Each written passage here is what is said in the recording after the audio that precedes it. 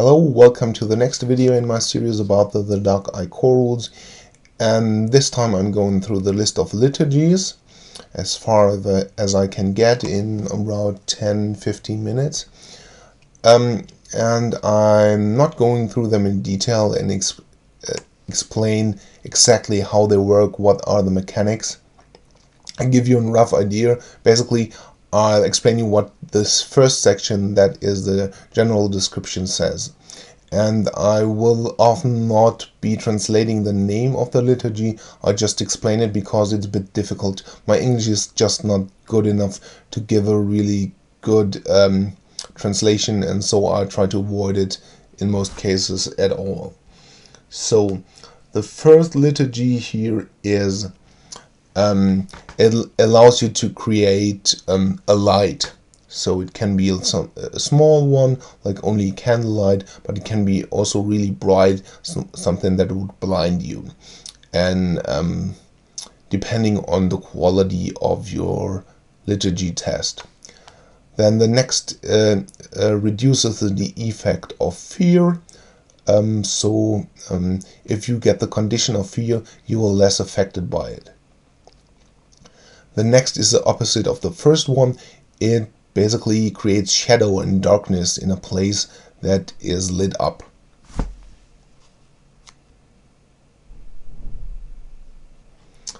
And then we have a blinding ray.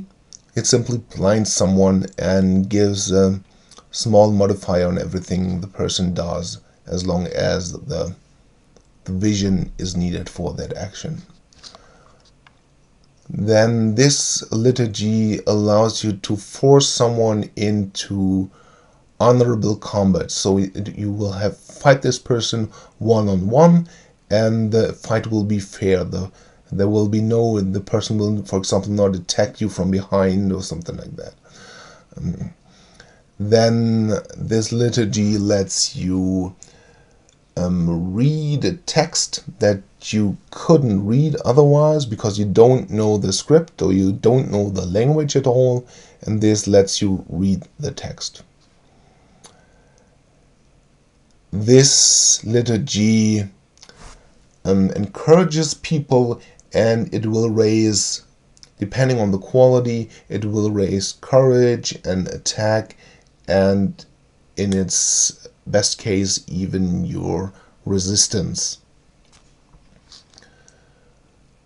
Up here we have a liturgy that lets you survive or lets you fall from a height that you wouldn't normally damage you very much, but you can basically ignore a lot of the height you have been falling down. This can be up to 18 meters, and you would just land as if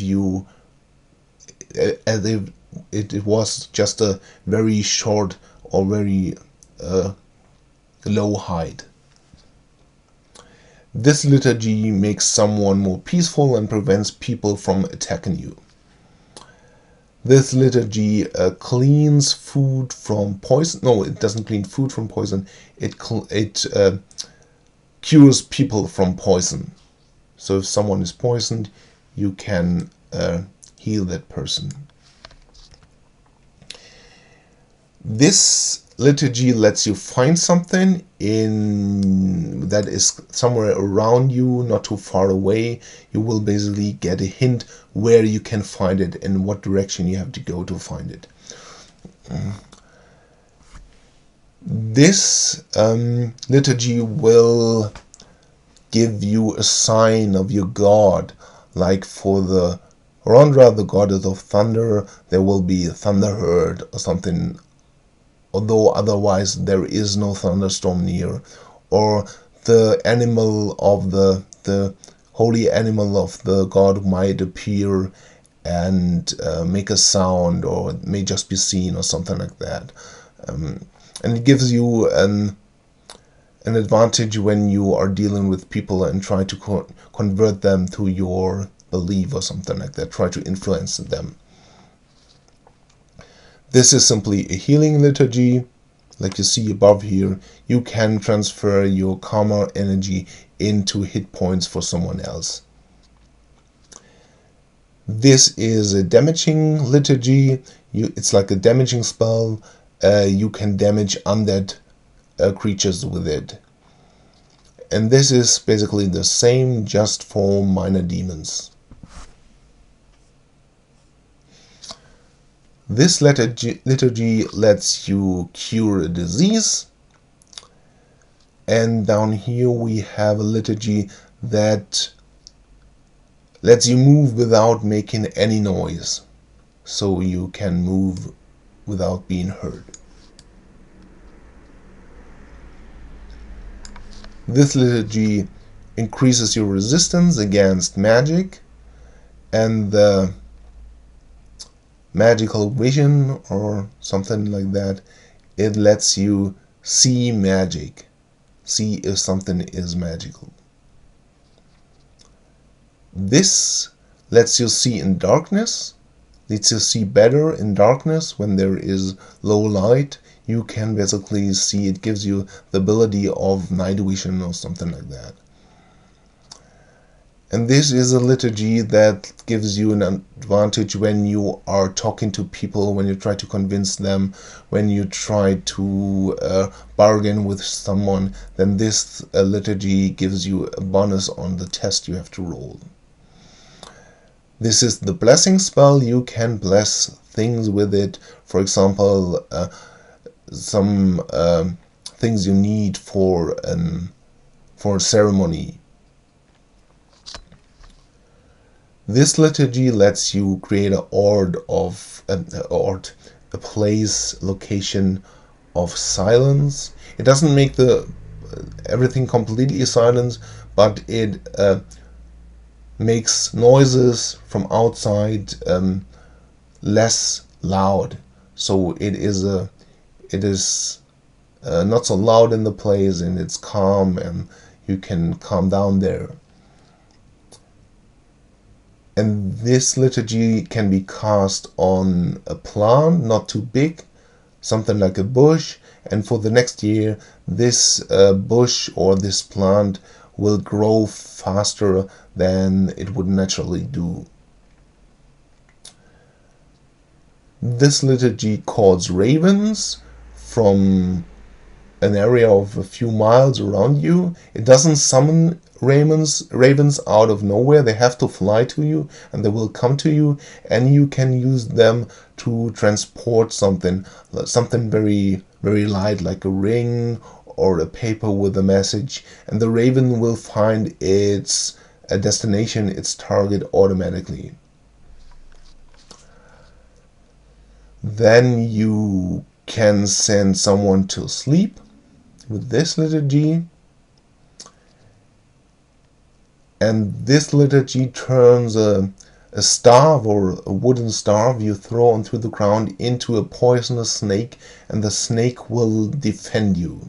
And these are the values and the abilities of the snake, and when the snake dies, is killed, it will be turned back into the staff.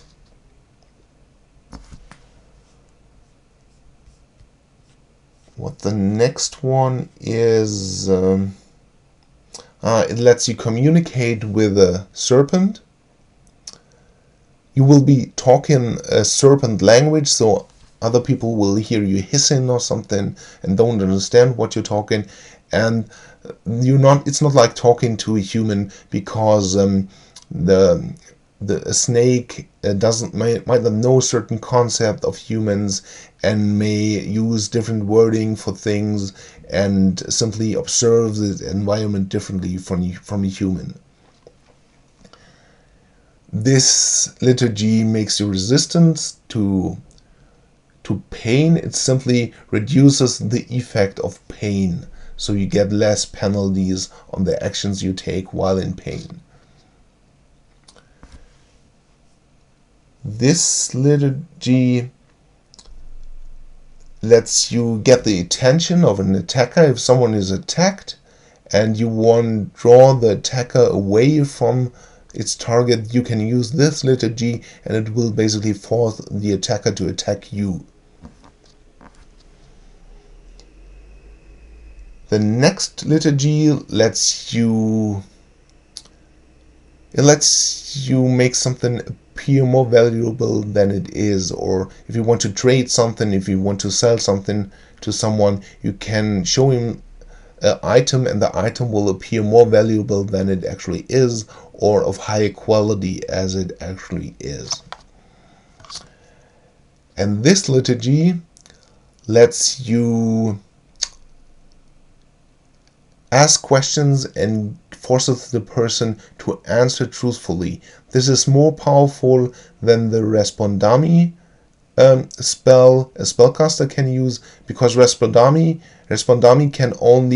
you can only ask yes or no questions, questions that can be answered with yes or no. With this liturgy, you can have a conversation with that person, and if you ask it a question, it will have to answer truthfully, and it will be able to give a complex answer, explaining stuff to you. This liturgy makes you more nimble. You will act quicker and be able to run faster, and it simply gives you a bonus on agility, on your speed, and on your dodge value, depending on how good you rolled your test for the liturgy. And this last liturgy lets you communicate in a language you would otherwise not be able to speak. Depending on how good your test on the liturgy was, you're talking only a few words, or you are able to speak it like someone's native language. These are the liturgies, and there are a few ceremonies. The first ceremony is a blessing of a field, so the plants that grow there will grow and yield more yield, and other plants will be prevented from growing there, so it helps just to grow a field of some plants. Next ritual is an exorcism, and you can simply banish a ghost or a demon who has taken possession of a person. This ritual lets you bless or make your armor holy, and if a demon attacks you and touches your armor, then he will take damage from touching the armor.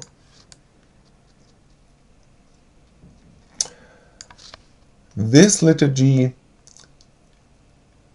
turns you into a lion. The stats of the lion are given in this box, and you keep your mental abilities like courage and intelligence and intuition and charisma, and else you are physically the lion and get the physical properties of the lion. This liturgy is what you see down here. You can turn into fog simply. And the last liturgy is the one which you would use to create a holy artifact, a holy weapon that is